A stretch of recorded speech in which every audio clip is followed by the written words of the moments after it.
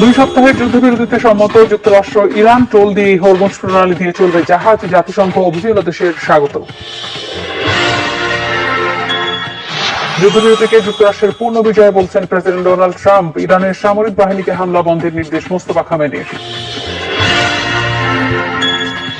যুদ্ধবিরতির খবরে বিশ্ববাজারে তেলের দামের পতন হলেও তার কোনোই প্রভাব পড়েনি দেশের বাজারে। গ্রাহক ও পাম্প কর্তৃপক্ষের পাল্টাপাল্টি অভিযোগ অব্যাহত। নিশ্চিত হয়ে থাকছে আওয়ামী লীগের কার্যক্রম, সংসদের সন্ত্রাস বিরোধী আইন পাশ, অন্তর্ভুক্তিমূলক শিক্ষা ব্যবস্থা গড়ে তোলায় জোর দিলেন প্রধানমন্ত্রী। মে মাসে নয়, 20 এপ্রিল থেকে সারা দেশে হামের টিকাদান কর্মসূচি শুরু হবে, সংসদে জানিয়েছেন স্বাস্থ্যমন্ত্রী সরদার মোহাম্মদ শাখাওয়াত হোসেন।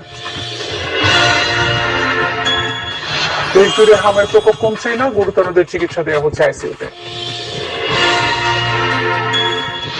সংসদের সংরক্ষিত নারী আসনের নির্বাচনের তাফসিল ঘোষণা, ভোট 12 মে, মনোনয়ন দাখিলের শেষ সময় 21 এপ্রিল।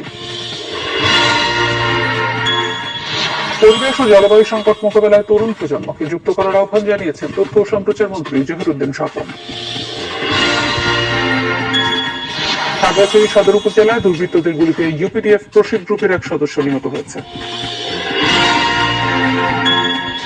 বার্নাবুতে রিয়ালকে হারিয়ে সেমিফাইনালের পথে এগিয়ে বায়ার্ন, 1 যুগ পর গেরো কাটল জার্মান জায়ান্টের।